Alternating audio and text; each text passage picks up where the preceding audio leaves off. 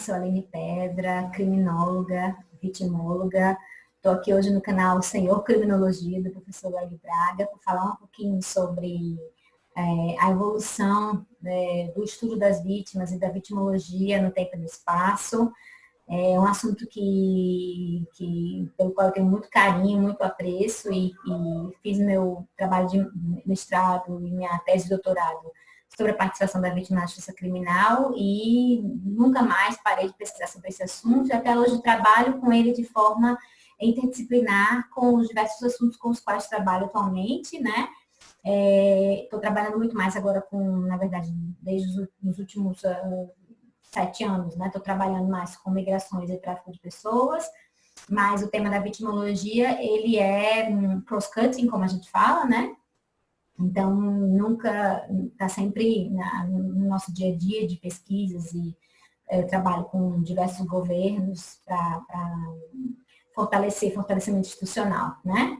Então, eu vou falar um pouquinho para vocês sobre esse assunto que é tão interessante, que é tão necessário, né? Mas primeiro eu queria iniciar com o conceito de vítima, porque eu acho que esse é algo que tem que estar bem demarcado, né? Que é para a gente poder até entender por que a vítima é tão desvalorizada, né? Por que não se dá à vítima o valor que deveria se dar, tanto no processo criminal como em vários outros espaços, né? E palcos em que ela acaba tendo que atuar, participar. Então, na verdade, a vítima ela é a pessoa ou o animal sacrificado, né? Então, esse é o conceito, digamos assim, do latim, é o animal sacrificado ou destinado aos sacrifícios. Então, vem do verbo vencer, vincere, né? Na verdade, é o vencido, é o perdedor. Então, essa imagem de vítima enquanto perdedor fica no inconsciente geral. E como o ser humano ele não quer se identificar com quem perde, ele meio que acaba colocando a vítima sempre em segundo plano e não dando a atenção necessária, né? Não dando o espaço que deveria ser dado. Isso também por causa da própria construção do sistema de justiça criminal, como ele foi construído. Ele foi construído na intenção de excluir a vítima da discussão, na verdade, de retirar o conflito da vítima, como Neil Strauss fala na sua obra de 1977, Conflict as Property. Então, a ideia foi de tirar da vítima o conflito para que se estabelecesse a justiça pública e, com isso, a vítima ficou relegada a segundo plano. Mas, com o tempo, isso foi evoluindo, né? E aí, na década de 50, na verdade, Mendelssohn, que é o precursor da vitimologia, né?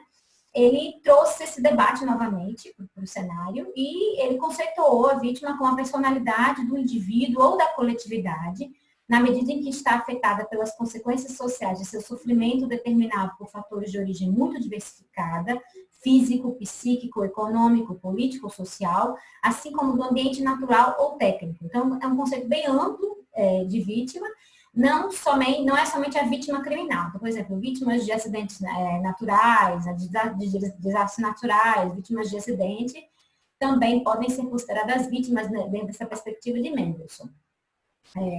Então, foi Mendelssohn que trouxe para a gente novamente a discussão sobre a vítima, e a partir, na verdade, na época do Holocausto, inclusive, Mendelssohn foi sobrevivente de um campo de concentração, ele se perguntava, né, por que alguém se torna vítima. Então, ele começou a estudar as vítimas, fez a chamada tipologia da vítima, construiu a chamada tipologia da vítima, que eu não vou entrar nesse mérito hoje, mas o estudo dele contribuiu absurdamente para que a vítima voltasse ao cenário.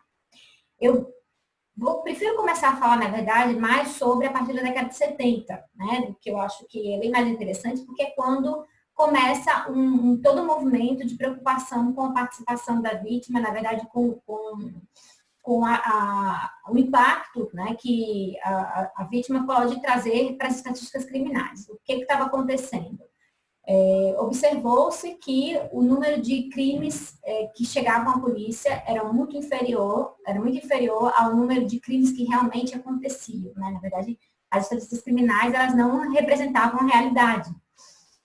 Então, começou, nos Estados Unidos, na verdade, nessa época, eles começaram a pensar num método que revelasse melhor o fenômeno do crime, né? O que contasse crimes, né? Se fosse mais eficaz para contar crimes. E aí foi aí que surgiram as sondagens de vitimização, né? Que hoje eles são chamados de International Crime Victim Service ou Crime Victim Service, né? E que eles servem para, como, por exemplo, um censo que é feito da população, é um censo, mas é um censo de vitimização, né?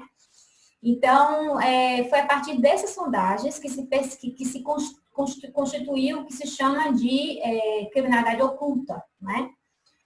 Que alguns chamam de cifra negra, não gosto de usar essa expressão, mas vocês podem encontrar em alguns livros de língua estrangeira, a dark figure, né, ou black cipher, mas eu prefiro usar criminalidade oculta, que são exatamente os crimes que eles acontecem, mas eles não são informados, não chegam no sistema de justiça criminal, porque a vítima não leva esses crimes ao sistema de justiça criminal.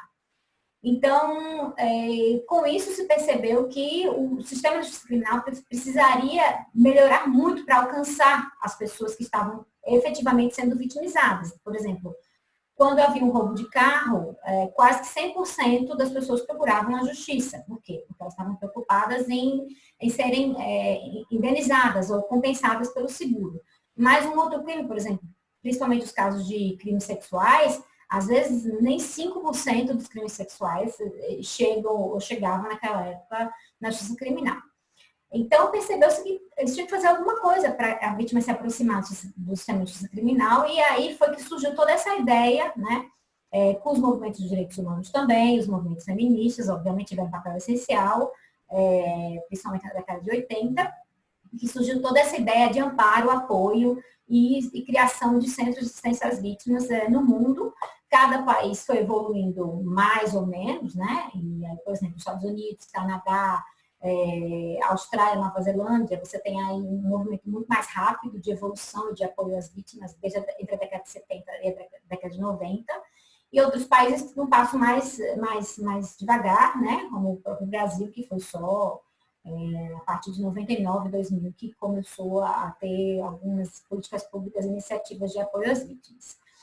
A resolução da ONU, na verdade, ela teve um papel essencial para isso também, a resolução 40/34 da ONU, porque ela declarou os princípios básicos de justiça para as vítimas de delito de abuso de poder e também conceituou vítima, né? Entendem-se por vítima essas pessoas que, individual ou coletivamente, tenham sofrido um prejuízo, nomeadamente um atentado à sua integridade física ou mental, um sofrimento de ordem moral, uma perda material ou um grave atentado aos seus direitos fundamentais, como consequência de atos ou de omissões violadores das leis penais em vigor no Estado-membro, incluindo as que proíbem o abuso de poder. Então, incluiu aí as vítimas de abuso de poder, as vítimas de tortura, por exemplo. Mais uma vez, um conceito amplo, né, de vítima, né? Para ser vítima, de acordo com a resolução da ONU, né, a pessoa não precisa figurar, não precisa ter um papel específico na justiça criminal. Então, não necessariamente ela tem que informar o crime à justiça criminal, né? E ela pode, inclusive, ter direito à assistência, à proteção, né, e ao apoio do Estado, ainda que ela não informe a justiça criminal, sobre o que ela sofreu a justiça criminal, respeitando aí a privacidade, né, dessa pessoa, que ela não contribua também, né, para a justiça criminal como evidência. E aí, como a gente, como eu estava falando anteriormente, foi evoluindo. Então, alguns países, eles começaram a instituir os chamados Victims Acts, né, que são direitos das vítimas, ou diplomas legais que trazem especificamente quais são esses direitos das vítimas. Outros países, na sequência dos direitos das vítimas, obviamente, a criação de centros de assistência às vítimas, né? E aí alguns países criaram verdadeiros offices mesmo, né, ou birôs nacionais das vítimas de crime. Os Estados Unidos é um exemplo, o Canadá é outro exemplo, e na União Europeia e na Suíça também, né,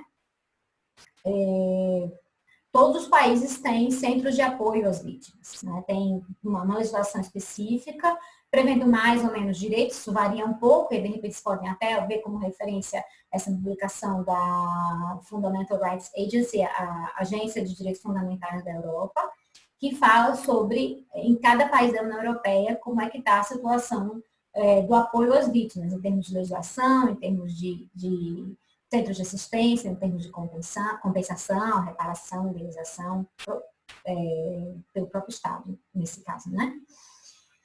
O que é interessante da gente perceber é que surge todo um movimento mundial de resgate, né, da participação da vítima na justiça criminal e todo o apoio necessário para isso, porque a vítima não vai participar da justiça criminal ou chegar ao sistema de justiça simplesmente porque o Estado resolveu que ela tem que participar, né? Ou ela deve participar, como a gente tem no nosso Código de Processo Penal, a condição sob vara, né? Ela só vai participar, isso tem que ser um ato voluntário, né? Tem que ser um ato de interesse da vítima. Então, surge todo esse movimento, porque é benéfico, claro, para o sistema de justiça criminal a participação dela, e também é essencial, é uma medida de respeito aos direitos humanos da vítima, né? A participação dela na justiça criminal é importante para que ela, inclusive, se recupere do crime, para que ela tenha resposta às suas perguntas, entenda o que aconteceu, por que aconteceu, e retome o controle da sua própria vida, né? Que é essencial para esse sentimento de segurança que a gente quer, o que nos conduz, né, no dia a dia, o que nos guia no nosso dia a dia. Sem esse sentimento de segurança e sem esse sentimento de controle que a gente tem, né, sobre as nossas vidas, a gente fica meio que em pânico, né, e pode não funcionar mais adequadamente. Por isso é que é importante também a participação da vítima na justiça criminal para que ela retome o controle sobre a sua vida, entenda o que aconteceu. Então, aí surge mais um movimento ou a promoção de uma justiça que seja restaurativa ou até terapêutica. Então, esses são dois termos que depois vocês podem dar uma pesquisada, também pesquisar um pouquinho mais sobre isso. De repente, o professor Léo também convida alguém para fazer uma fala sobre isso, justiça restaurativa, justiça terapêutica, né? Na perspectiva da vítima, obviamente, né? E surge todo esse movimento para isso, para que a vítima ela tenha uma participação maior e para que a justiça seja mais restaurativa, reparadora e terapêutica, né, do que ela é efetivamente. No Brasil, o que aconteceu foi que na década de 90, fim da década de 90, na verdade, foi criado um programa federal de assistência às vítimas de testemunhas ameaçadas por lei federal. E foram criados também vários centros de assistência às vítimas em vários estados, com apoio do governo federal. Então, eles tinham nomes variados, né? CEAV, CAV, NAV, CRAV, cada um tinha um nome diferente, mas é uma metodologia muito parecida. Esses centros eles foram criados em Minas, São Paulo, Bahia, Alagoas, Paraíba, Pernambuco, Santa Catarina, Rio Grande do Sul, né? Rio de Janeiro. Então, alguns estados criaram com apoio do governo federal e começaram aí todo o movimento em lobby, uma advocacia em favor das vítimas de crime, inclusive tentaram emplacar uma lei federal para um fundo de indenização às vítimas de crimes violentos, não conseguiram emplacar, e que eu saiba, está ainda em discussão, né, esse projeto de lei, mas está meio adormecido, digamos assim. E eu acho que esses centros, na verdade, eles davam apoio a toda vítima de crime, não somente crimes violentos, qualquer tipo de crime, mas acabava que eles atendiam muito mais vítimas de crimes violentos, né? Por exemplo, vítimas indiretas de homicídio e vítimas de violência doméstica, né? Os familiares das vítimas de homicídio, né, ou tentativa de homicídio, e as vítimas de violência doméstica. Então, era o público-chave, né, desses centros de atendimento às vítimas no Brasil todo. Um pouco mais para frente, com a Lei Maria da Penha, foram criados os Centros Integrados de Atendimento à Mulher Vítima de Violência, que não deixa de ser um centro de apoio às vítimas, né, mas nesse caso, vítimas de violência doméstica especificamente, ou mulheres vítimas de violência especificamente. E do que eu sei, esses centros de assistência, eles foram perdendo, né, força, não por causa, obviamente, dos Centros Integrados de Atendimento à Mulher Vítima de Violência, mas pelas circunstâncias, né, do próprio governo federal, todas as mudanças que aconteceram no país, mais ou menos em meados de 2010, 2011, e eles foram perdendo um pouco a força. E o que se observa também é um movimento de especialização, na verdade, né? Que eu vou falar um pouquinho sobre ele daqui a pouco, mas espaços específicos de apoio, por exemplo, pessoas com necessidades especiais, a pessoas com vítimas de violência doméstica, ou pessoas LGBTI vítimas de alguma forma de violência, vítimas de homofobia, ou vítimas de racismo, e aí a gente começa a perceber a criação de espaços de atendimento específicos às vítimas, dependendo do perfil, né? Ou do tipo de violência. Então, é um movimento de especialização, como eu estava falando, né? Inclusive na Europa. Então, na Europa a gente tem também, ainda hoje, tem digamos assim, um centro especializado no atendimento às vítimas de qualquer tipo de crime, e aí você tem isso em vários, praticamente todos os países da Europa. E você tem também alguns centros especializados, e aí começa também todas as legislações especiais, convenções, diretivas da União Europeia, todas preocupadas com algumas vítimas de alguns crimes, né? Isso é o que a gente vê hoje em dia, né? Como está a vítima hoje, o papel da vítima, a participação da vítima hoje. Mas o que é interessante também de falar é que começa com isso, surge também uma preocupação com a vulnerabilidade, né? Como causa da vitimização. Né? Uma preocupação, na verdade, com as razões, né? Ou as raízes da vitimização. Então, a vulnerabilidade, a condição socioeconômica, porque ele está morando num contexto de muita criminalidade, ele ou ela está morando num contexto de muita criminalidade e vulnerabilidade, o patriarcado, então, várias justificativas, né? E uma preocupação grande também em se demonstrar que a culpa não é da vítima. Né? Isso, eu acompanhei a evolução, né? Então, por exemplo, a vitimologia ela surge numa perspectiva de falar do papel da vítima no crime, né? Desde, por exemplo, a vítima inocente, a vítima provocadora, né? Colaboradora e depois provocadora, ou até a vítima culpada. Então, surge com essa tipologia, né? Que hoje ela está descartada, ela serve, na verdade, mais somente como uma referência teórica de quando a vitimologia surgiu, como ela surgiu, né? Mas hoje o que a gente observa é uma preocupação muito maior em não se culpabilizar a vítima. Isso me deixa, na verdade, muito contente, porque eu lembro inúmeras vezes que eu tive que desconstruir discursos do estilo porque ela provocou, ou porque ela usou roupa XYZ, porque ele deixou o carro do vidro aberto, o vidro do carro aberto, ou porque ele era traficante de droga, né? Então, como se você pudesse atribuir culpa à vítima e excluir a responsabilidade, isentar o autor da conduta, né, de responsabilidade. Então, isso me deixa contente de perceber que cada vez mais tem essa preocupação em se empoderar a vítima e se descartar, né, todo esse processo de culpabilização, que nada mais é do que um movimento de vitimização secundária. Né? Você atribui muito mais sofrimento, né?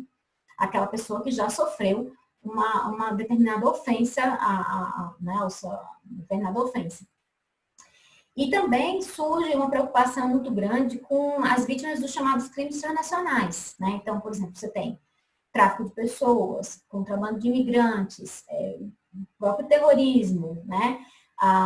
O crime organizado transnacional, então discussões discussões amplas, né, que saem um pouco da esfera nacional e doméstica, uma preocupação com a macrocriminalidade, né, uma criminalidade que é mais organizada e que vitimiza milhares e milhares e milhares de pessoas, até crimes econômicos que indiretamente vitimizam, né, essas pessoas mundo afora. Além das vítimas de crimes contra a humanidade. Então, você teve toda uma evolução aí. A princípio, você tinha preocupação na década de 70, digamos, como eu falei para vocês ali no início, uma preocupação com aquelas pessoas que individualmente não buscavam o sistema de justiça criminal. Por que elas não buscavam? Isso refletia nas estatísticas criminais, né? E aí os estados, eles não conseguiam mensurar a criminalidade adequadamente e, portanto, não conseguiam planejar políticas públicas adequadas para enfrentar essa criminalidade. E hoje a gente tem isso em nível macro, nível internacional, né? Mas o que é interessante também de pontuar é que a vítima continua com receio de procurar a justiça criminal. A vítima continua com receio de procurar as instituições, de procurar as autoridades, né? Então, você tem, por exemplo, em alguns países, locais, espaços que são mais acolhedores e que dão, criam um ambiente mais provável para que a vítima procure, né, o Estado, e enquanto que você tem outros que é muito pelo contrário, né? Além disso, a própria condição, né, o próprio status, né? Se ela, por exemplo, se é um nacional, obviamente que vai ter um pouco mais de proteção, né? Então, uma mulher vítima de violência doméstica no seu próprio país, ela certamente vai ter receio de procurar, né? Como tem receio sim de procurar, por razões diversas, né? Por exemplo, receio de represálias, medo, né, do próprio agressor, ou dependência emocional, ou dependência econômica, ou não confia mesmo no sistema de justiça, mas ela tem uma probabilidade maior de procurar o sistema de justiça criminal do que uma mulher estrangeira, né, por exemplo, numa situação irregular. Por isso é que alguns crimes transnacionais, né, por exemplo, o crime de tráfico de pessoas ou o próprio contrabando de imigrantes, ele deixa a pessoa numa situação de vulnerabilidade tremenda, né? Porque é dupla, tripla vulnerabilidade, né, nesse caso. E uma outra questão também que é bastante interessante da gente pontuar é que cada vez mais a preocupação com compensação, com reparação do dano, né, do próprio Estado, né? Tanto que a gente tem hoje fundos de indenização às vítimas, o Fundo das Nações Unidas de Indenização às Vítimas, a própria Corte Penal Internacional tem também o Fundo de Indenização às Vítimas de Crimes contra a Humanidade, de genocídios, né? Após todo o processamento, todo o processo, julgamento dos autores dessas condutas, de acordo com o Estatuto de Roma, essas vítimas têm direito à indenização, que é proveniente desse fundo. Então, houve evolução tremenda, né, nos últimos 20, 30 anos, mas a gente ainda tem muito que batalhar pelas vítimas de crime, não esquecê-las, obviamente. Eu sinto que no meu país a gente ainda não tenha, né, na verdade, nenhum espaço institucional de apoio às vítimas de crime. Claro que tem, como eu falei, tem alguns centros especializados, como centros de referência de atendimento à mulher, né? E, por exemplo, centros de referência de atendimento à população LGBTI, que trata de crimes também relacionados de homofobia, por exemplo. Mas o ideal seria que nós tivéssemos, de fato, uma estrutura como existe nos países mais desenvolvidos. E até nem tão desenvolvidos assim, né? Por exemplo, nem todos os países da Europa estão no mesmo status, mas todos eles têm esses centros de apoio às vítimas, ou esses chamados Victims Acts, ou leis, né, os direitos das vítimas previstos, né? O que nós temos na nossa legislação é somente no Código de Processo Penal a previsão de alguns direitos. Então, eu acho que a gente tem que batalhar bastante ainda assim, por um espaço maior. E essa minha fala é nesse sentido, de incentivar, de estimular um pouco também para quem está agora mais começando a carreira, ou de repente quem já está aí, né, nessa luta há tanto tempo, de voltar a buscar o espaço, né, da vítima, não só na justiça criminal, mas na sociedade de uma forma geral, com a criação desses centros de apoio, se possível. E era essa a minha contribuição, espero que vocês tenham gostado, não vou me alongar mais, né? E a gente se encontra por aí, deixo também meu contato, meu e-mail, para quem quiser entrar em contato. Agradeço demais, professor Lélio, pelo convite. Um beijo.